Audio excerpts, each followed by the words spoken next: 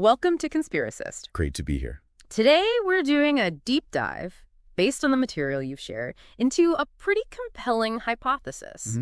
The idea that governments have intentionally concealed evidence of, well, what we're calling the hidden historical manuscripts. Exactly. And our mission today, just to be clear, is to really objectively evaluate the reasoning, the potential evidence behind these kinds of claims. Right. We're sticking strictly to the sources provided, aiming for a professional, objective look at the material, no jumping to conclusions. Absolutely. It's a topic that can get quite passionate with strong beliefs on different sides, but we're committed to that objective approach. We'll be looking at sources touching on historical manuscripts, obviously, but also things like decipherment, forgeries, archival practices, all sorts of related areas. That's the plan. So to start, maybe we should unpack what we even mean by a hidden historical manuscript in this specific context. What are we actually talking about based on these sources? Well, as we understand it from materials, it generally means a document.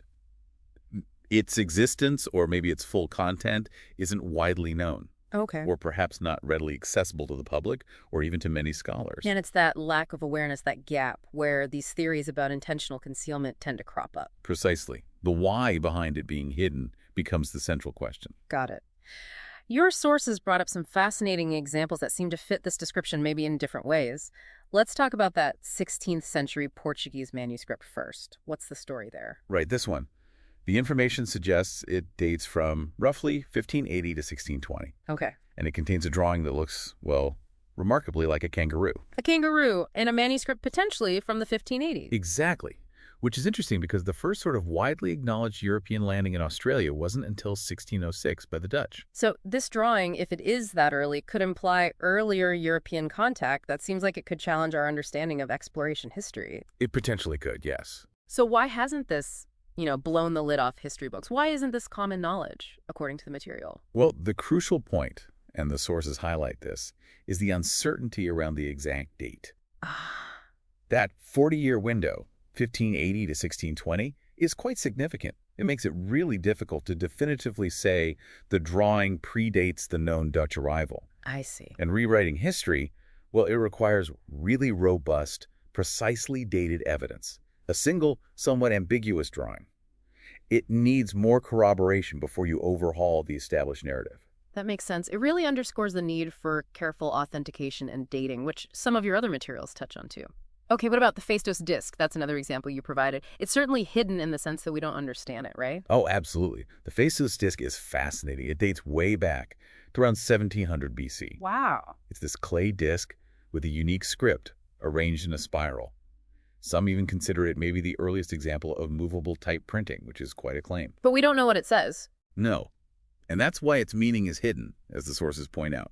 The script is completely undeciphered. And one of the sources you shared, the one on decipherment, talks about how difficult that can be. What are the main roadblocks usually? Well, typically, decipherment gets a huge boost if you have related known languages, or maybe a bilingual text like the Rosetta Stone. Right. Or even pictures that give context. With the Phaistos disc, we don't really have those key ingredients. Both the script and the underlying language are unknown. It's a double challenge. A complete mystery then. Which brings us to maybe the most famous example in this category, often cited in these kinds of discussions, the Voynich manuscript. What makes it so compelling, according to the sources? The Voynich, yes. The sources place it in the early 15th century, based on carbon dating of the parchment itself, 1404 to 1438. Okay. What makes it stand out is just the sheer impenetrability of its script. Okay. It's written in this unique system, often called Voynichese, and despite, centuries of effort by brilliant cryptographers, linguists, you name it, it remains completely undeciphered. No one can read it. So based on the information you gathered, what are the main ideas floating around about what it actually is? Well, the fact that it's resisted all attempts at decoding has led to a whole range of hypotheses. I can imagine. Some think it might be a real natural language, just hidden using a very complex cipher. Others suggest maybe it's a constructed language like Esperanto, but much older, maybe for some specific esoteric or alchemical purpose. And then, of course, there's the long-standing possibility that it's all just an elaborate, meaningless hoax. A very old hoax, if the parchment dating is right. Exactly. It's interesting. One of the sources mentioned research suggesting you could generate text with similar statistical properties using fairly simple computer algorithms.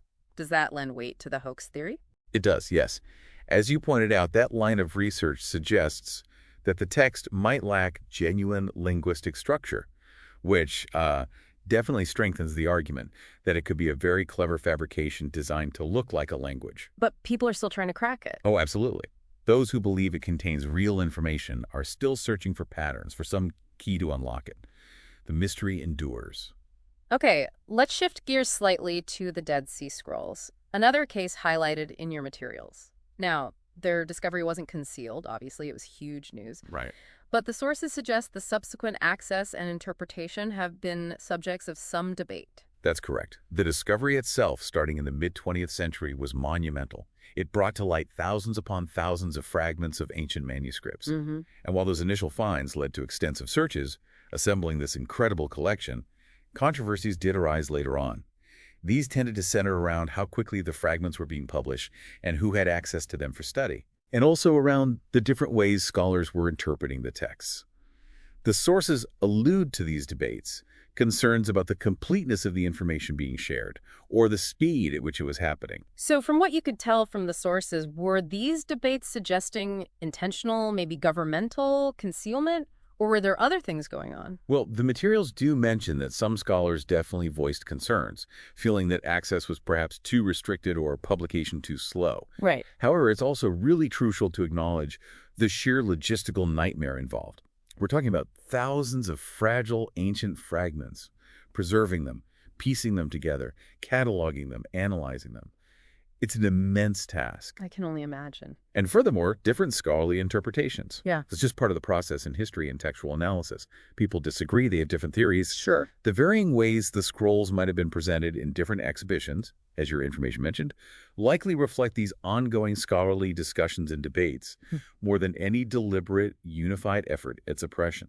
So complexity and scholarly debate, rather than necessarily a hidden hand pulling strings. That seems to be the more nuanced picture presented in the sources, yes. Okay, so we have these examples of manuscripts that are hidden by obscurity, by undeciphered language, by access issues. Now let's look at the core hypothesis: intentional governmental concealment. What arguments for this idea can we draw from related topics in your sources? What are the potential motivations? Well, drawing inferences, as you say, from historical examples that are discussed in the materials, things like the donation of Constantine. Ah, yes, the famous forgery. Exactly. A known forgery that was used for centuries to bolster papal power.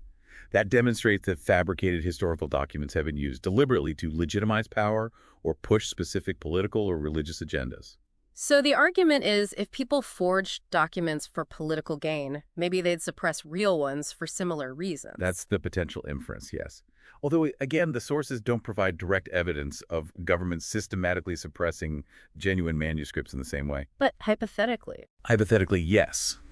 A government might, perhaps, want to protect its preferred national narrative or avoid historical revisions that could be politically embarrassing or disruptive. Or maybe just maintain control over how the past is interpreted. You could even look at the initial cautious reaction to that Portuguese kangaroo manuscript we talked about. Right. It hints at a potential, maybe understandable, reluctance to immediately embrace findings that shake up established historical timelines. Okay, that makes sense as a potential motive. Now, your sources also mention practical difficulties researchers face just trying to access historical materials sometimes. Do these challenges suggest anything more than just bureaucratic hurdles or lack of resources? That's a really important point. The Reddit discussion about archival backlogs at Sydney University, which was in your materials, Yeah, I saw that. it really paints a picture of the sheer volume of uncatalogued stuff sitting in archives around the world. Yeah. It suggests that a huge amount of historical information might be effectively hidden simply because nobody has had the time or resources to process it yet. So hidden by sheer scale. Exactly. And then you have issues like the fragmentation and dispersal of manuscripts.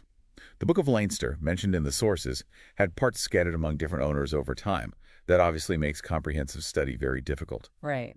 And then there's funding. The sources mention fundraising efforts by institutions like the Clements Library. That highlights how significant financial constraints can be. Preservation, digitization, it all costs money. and lack of funds can severely limit accessibility. It's quite sobering, isn't it? The idea that vast amounts of history might just be sitting there unseen because of logistics and funding, not necessarily conspiracy. It is. It adds a layer of complexity to the idea of hidden history. Your sources also brought up known forgeries and hoaxes, the Hitler diaries, the fake Waldseemüller map signature. How do those play into the hypothesis about genuine manuscripts being hidden? Well, the existence of these well-documented high-profile forgeries can definitely contribute to a climate of suspicion. How the thinking might go. Yeah. If people have gone to such lengths to fake historical records for gain or deception, Right. then maybe it's plausible that inconvenient or paradigm-shifting genuine documents are also being deliberately suppressed or hidden away. It kind of feeds into that "what else aren't they telling us" feeling. I see the connection. And that's why the authentication procedures discussed in your sources are so critical. Things like verifying early Americana, the rules for authenticating ancient documents as legal evidence, spotting fake Remington signatures, distinguishing the real from the fake is paramount.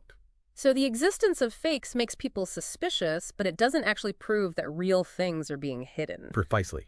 It's a crucial distinction. Yeah. One doesn't automatically imply the other. Okay, let's flip the coin then. What are the alternative explanations, based on your sources, for why manuscripts might remain hidden or inaccessible that don't involve intentional government plots? Well, besides the huge archival backlogs and resource limitations we just talked about, the simple, natural processes of history are a major factor. Deterioration, accidental loss, the dispersal of documents over centuries. These things happen. Like the Globe Gores example. Exactly. The source mentioned how printed map sections, called gores, were meant to be cut out and pasted onto spheres to make globes. The original printed sheets were often destroyed in the process of making the final product, so the source material is unintentionally lost. Okay, so natural loss and decay. What else? The inherent difficulty of the research itself. We touched on this with the Phaistos disc and the Voynich manuscript. Right, decipherment. Yes. Deciphering unknown scripts or languages, translating complex ancient texts, doing the in-depth scholarly analysis. These are incredibly time-consuming, complex processes. Think about linear A and B, also mentioned in the sources. Linear B was famously cracked, but it took decades. Linear A is still largely undeciphered. So some things remain hidden small because they're really, really hard to understand. Pretty much. The Voynich manuscript is perhaps the ultimate example of that ongoing challenge. What about issues around ownership? The sources mention that too. Yes, that's another significant factor. Manuscripts held in private collections or by specific institutions. Access might be restricted due to the owner's wishes, legitimate preservation concerns, or just institutional policies. And again, the cost, the financial burden of proper preservation, climate control, security, and especially digitization for wider access, it's substantial. As noted with the Clements Library's activities, lack of funding can be a real barrier. Okay. And finally, your sources also brought up misinterpretations and, pseudo-archaeology. How does that fit in? Right. The information on pseudo-archaeology is relevant because it shows how non-scientific interpretations or completely unsubstantiated claims can sometimes gain traction and public attention. Like what kind of things? Well, the classic examples mentioned were things like belief in ancient mummy curses or some of the more fringe theories related to Maya civilization that lack credible archaeological backing. These kinds of sensational narratives, which often lack rigorous evidence, can sometimes muddy the waters.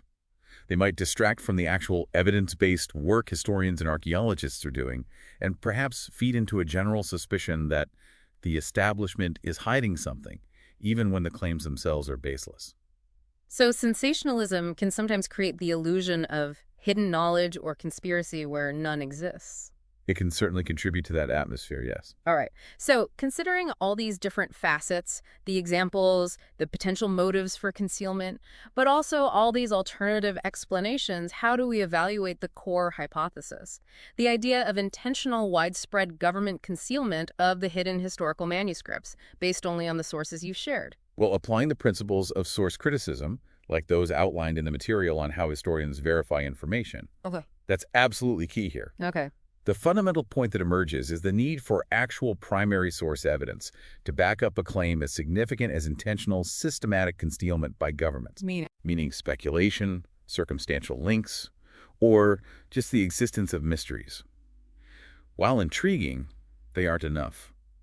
You'd need verifiable proof documents, credible testimony, something concrete showing a deliberate, coordinated effort to suppress specific manuscripts. And based on our objective analysis of the sources provided for this deep dive, does that kind of direct evidence emerge? No, it doesn't. Oh. What the sources do show is a wide range of reasons why manuscripts might be obscure or inaccessible. Right. They might be undecipherable, like Voynich, or physically inaccessible due to archival backlogs or funding issues, or fragmented and dispersed, like the Book of Leinster, or simply lost to time, like perhaps some Globe Gores. There are genuine historical mysteries, absolutely. But that's different from proving deliberate suppression. Exactly. Yeah. It's essential, based on this material, to distinguish between those genuine puzzles and unanswered questions and the specific assertion of intentional, widespread governmental concealment for which these sources don't offer concrete substantiation. And this is where things like confirmation bias, perhaps, or the general appeal of conspiracy theories might come into play if one isn't careful about demanding evidence. That's certainly a risk. The allure of hidden knowledge is powerful, but rigorous inquiry demands we follow the evidence. The sources also highlight the role of experts, historians, archaeologists, linguists, authenticators, using methods like those in Legal Rule 901 for ancient documents and carefully evaluating finds. And distinguishing scholarly debate, like the disagreements over the Dead Sea Scrolls interpretation. Yes, distinguishing that from asserting a massive cover-up without robust proof. They're very different things. Okay, this has been a really thorough and, I think, necessarily objective look at the information surrounding this hypothesis, sticking closely to the sources provided. It has. It really underscores the complexities involved when we talk about historical evidence, its survival, and its interpretation. Lots of reasons why things might seem hidden. So, to wrap up our deep dive today, it seems clear from the material we examine that while the idea of hidden manuscripts captures the imagination, the claim of widespread, intentional government concealment lacks direct, verifiable support within these sources. That's right. Instead, we found numerous plausible, alternative reasons for why historical documents might be obscure or inaccessible, things like the sheer volume in archives, natural decay, the immense challenges of research and decipherment, and the complex issues around ownership and preservation funding. Which leads us to our final thought for you, the listener. The allure of hidden knowledge certainly persists, but our deep dive into these sources underscores the critical importance of rigorous inquiry and evidence-based analysis when considering claims of deliberate historical suppression. What unseen factors, perhaps mundane, perhaps profound, might truly shape our understanding of the past? Something to ponder. Thanks for listening to Conspiracist.